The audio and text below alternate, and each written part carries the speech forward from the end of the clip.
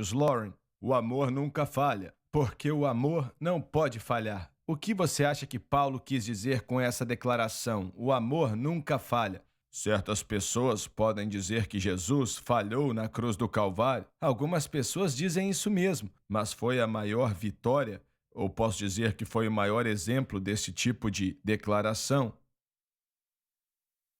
Você pode ler no capítulo da fé, Hebreus capítulo 11, as pessoas que você vê ali, principalmente no fim do capítulo, aonde eles morreram por causa da fé deles, e algumas pessoas dizem: que tolo, porque morreu, mas para eles era vitória, porque viveram a fé de uma maneira que até morreram por ela. Muitos cristãos morreram por sua fé durante os séculos, mais do que qualquer outra religião por aí.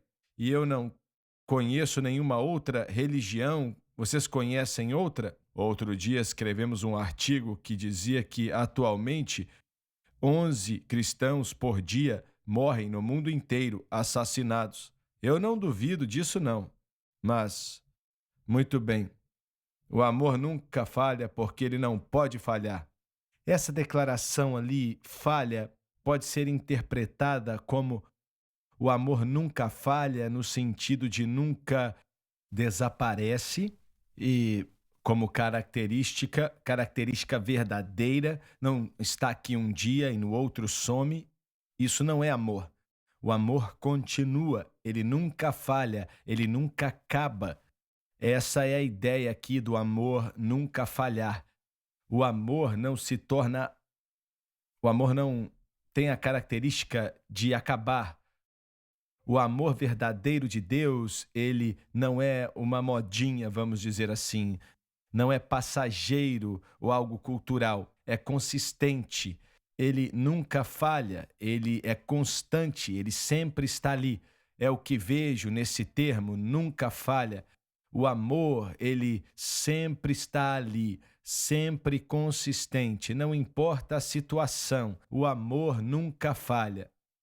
Pode falar, Dave. Creio que o maior impacto que o mundo já teve foi com o amor de Deus.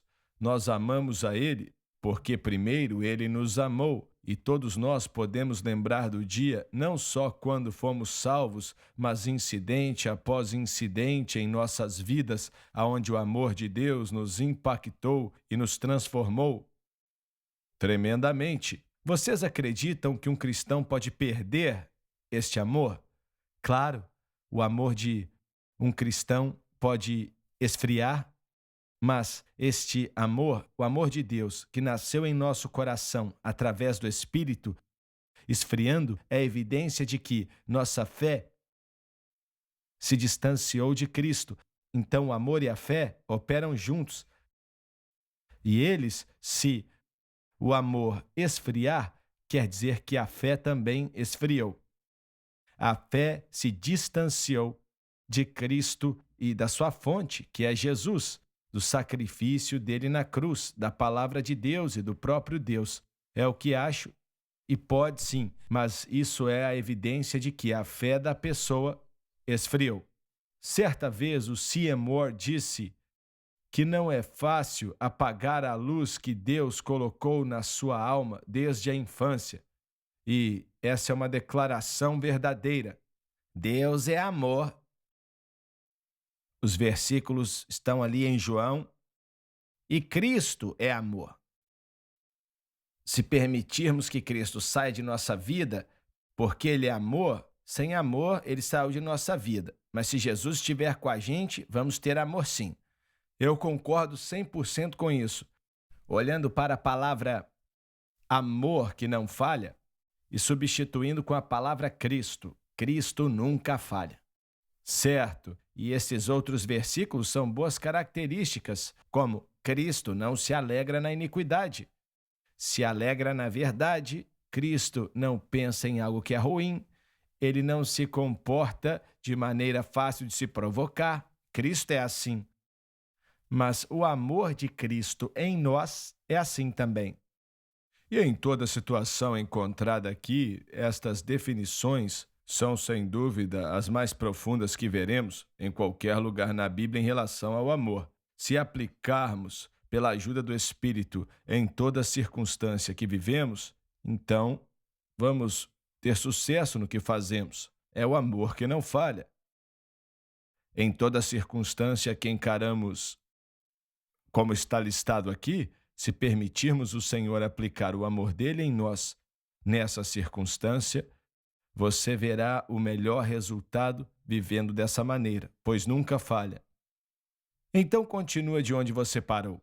Mas havendo profecias, serão aniquiladas, havendo línguas, cessarão, havendo ciência, desaparecerá. Isso se refere ao fato dos dons do Espírito não sendo necessários depois que ressuscitarmos, como várias outras coisas que podemos nomear. E essa é uma passagem das Escrituras que nossos amigos usam para eliminar línguas nos dias de hoje, não é?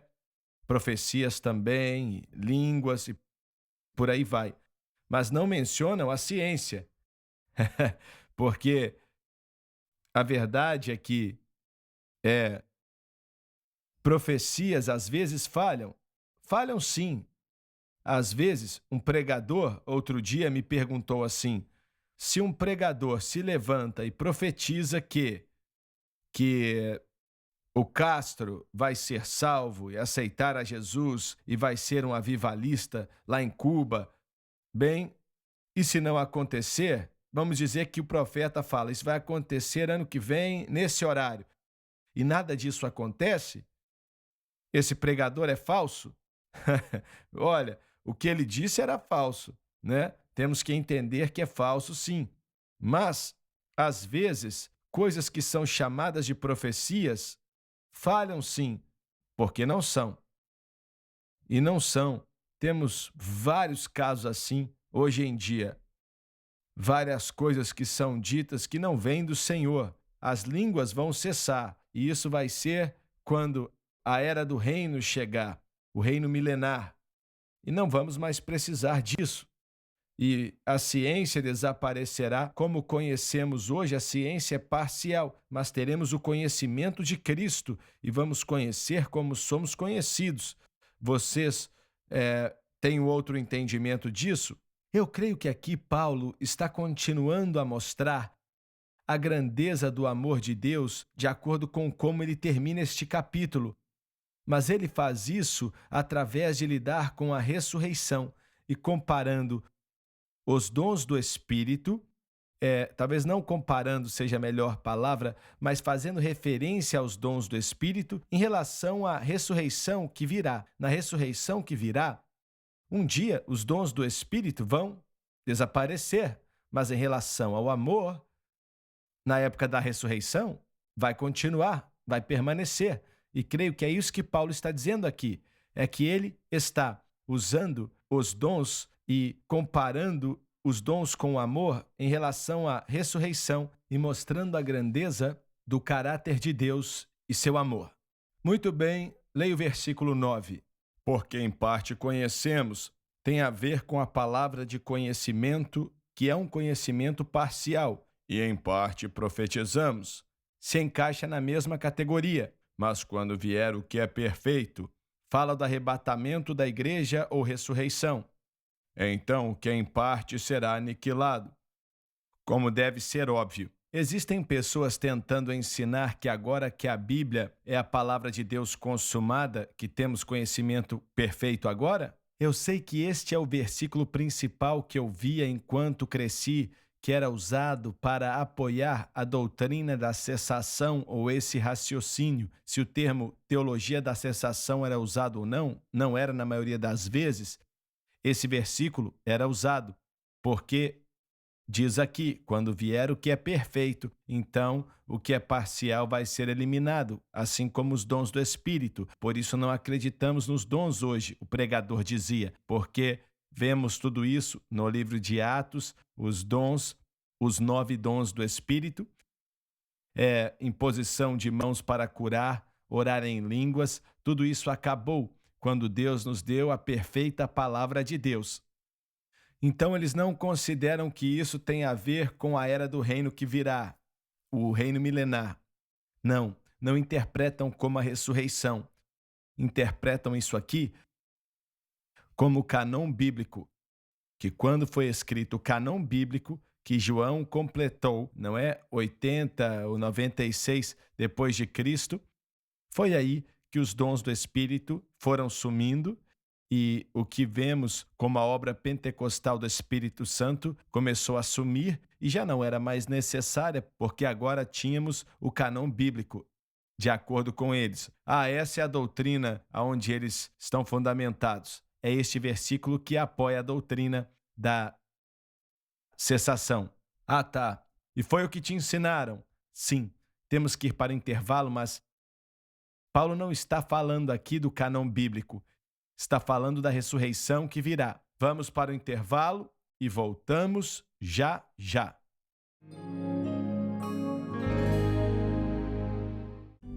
Todo crente deveria estudar a palavra de Deus. Dirigido por Deus e com muita sabedoria, o irmão Swaggart reuniu esses comentários bíblicos para ajudar os crentes. Os comentários da Bíblia, elaborados por Jimmy Swaggart, podem ser considerados um dicionário bíblico, uma enciclopédia bíblica. Com esses recursos, você terá a oportunidade de se aprimorar. Para fazer o seu pedido, ligue ou visite o site.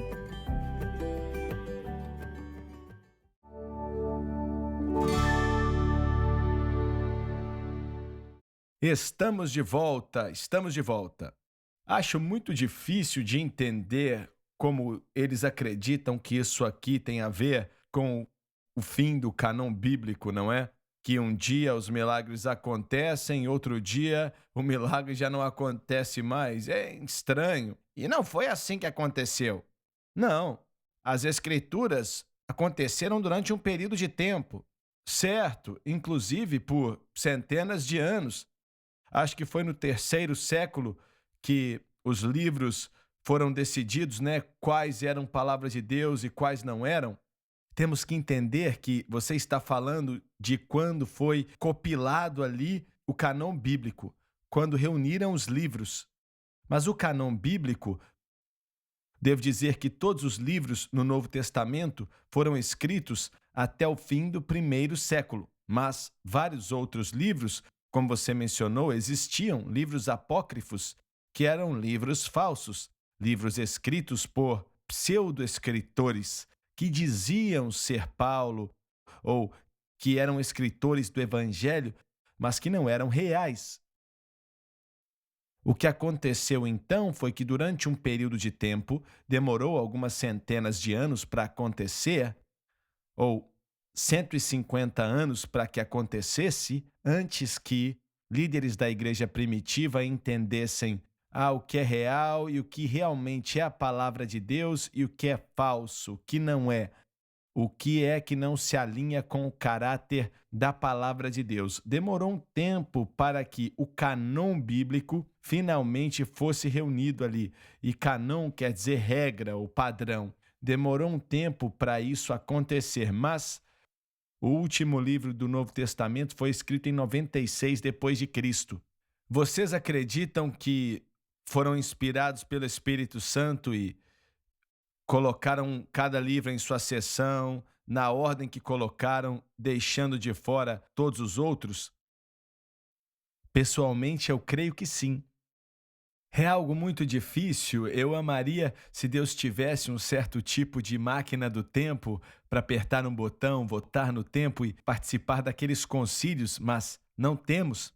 Podemos ler livros a respeito daquilo, mas pelo que eu li, em minha pesquisa limitada, creio que fizeram o melhor que podiam. E olha, o cânon, o que temos nos 66 livros da Bíblia, não aconteceu da noite para o dia. Foi um processo longo que aconteceu, não só de um grupo específico de líderes da igreja, mas gerações, várias delas. Nossos amigos dizem que até que isso acontecesse, uns 300 anos depois de Cristo, foi aí que os dons pararam? Existem grupos diferentes que acreditam na doutrina da cessação. Alguns acreditam que o dom parou no momento que João escreveu o último versículo, o Amém. E outros acreditam mais que os dons do Espírito acabaram quando o cânon bíblico foi desenvolvido pelos patriarcas da igreja, 200, 300 a.C. Então as opiniões são diferentes, não é? Sim, nem todos que acreditam na doutrina da cessação têm 100% a mesma visão. A frase que eles usam muito é primeiro século. Aconteceu no primeiro século e passou no fim do primeiro século. E se conectam com João. E eu penso, dá para imaginar todas as igrejas ali em 95 e tal, e todas são pentecostais e têm os dons do Espírito. E aí, naquele certo domingo, anunciaram, talvez em centenas de igrejas, finalmente chega a toda a Europa, Oriente Médio, e dizem, João morreu semana passada, os dons têm que parar. Ah, tá bom então.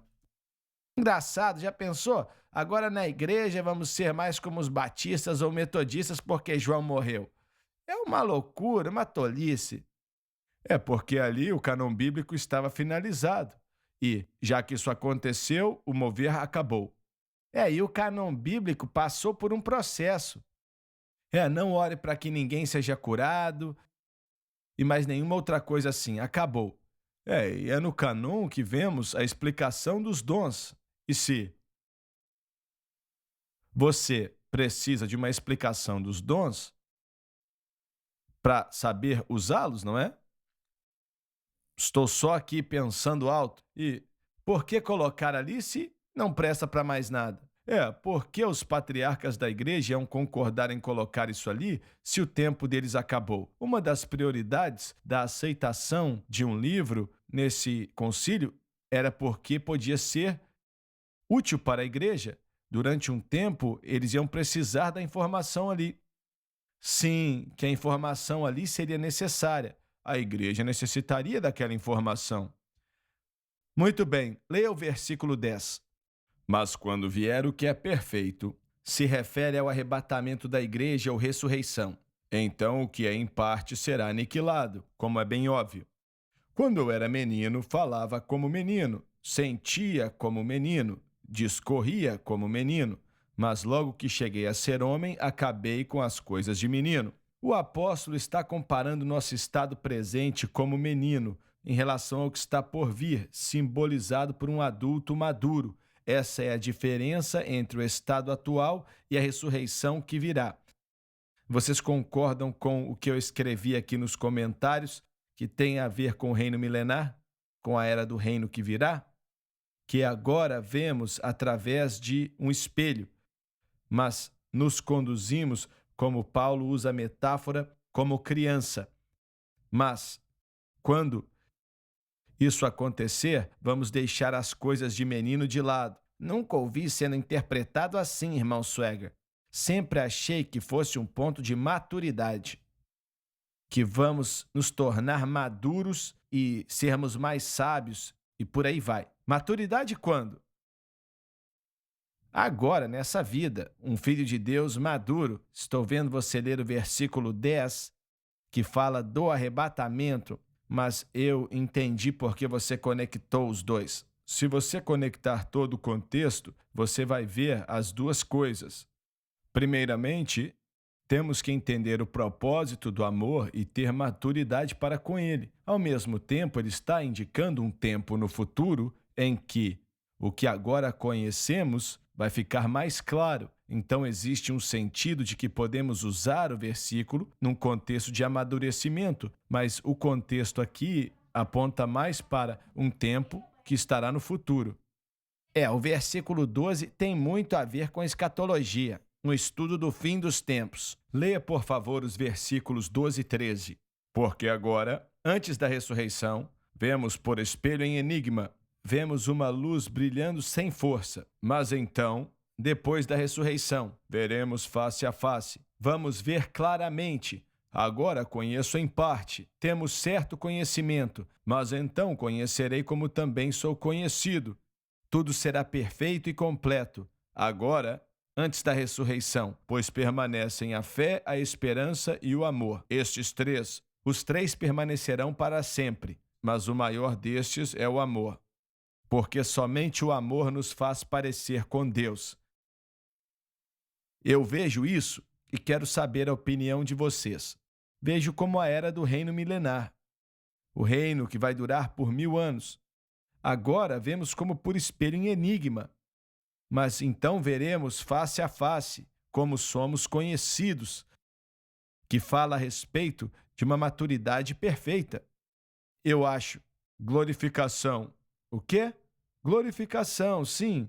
Hoje só podemos chegar a um certo ponto, mas não dá para seguir muito tempo assim. Quando a trombeta tocar, vamos ter um corpo glorificado e vai ser um pouco diferente e tal.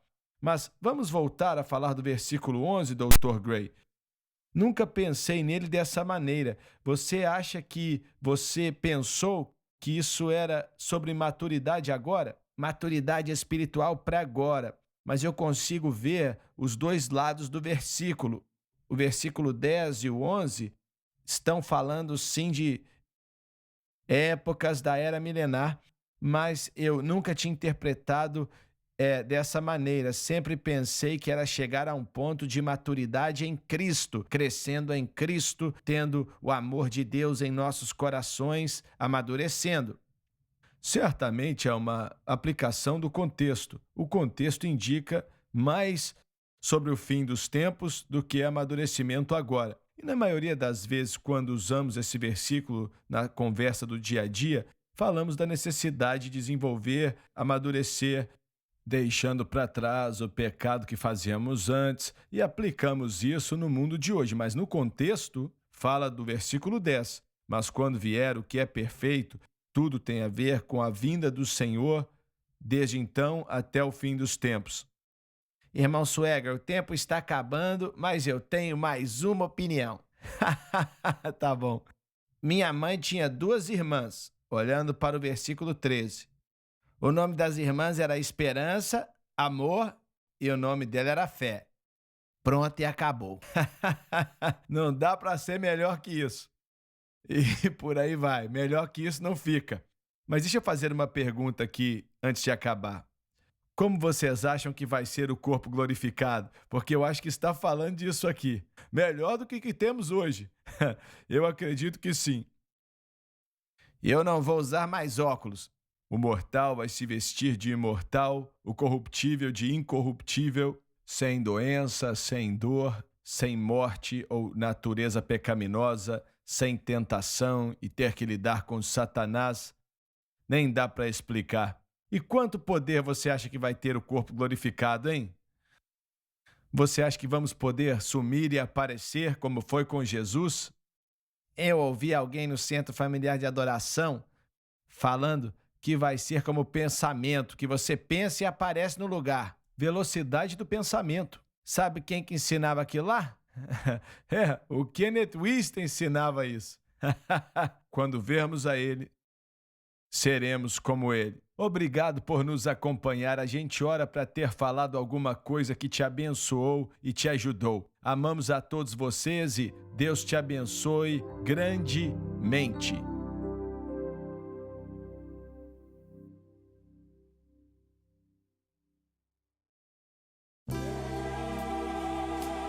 Obrigada por assistir o programa de hoje, um estudo na palavra. Assista os programas arquivados online no site sunlifetv.com.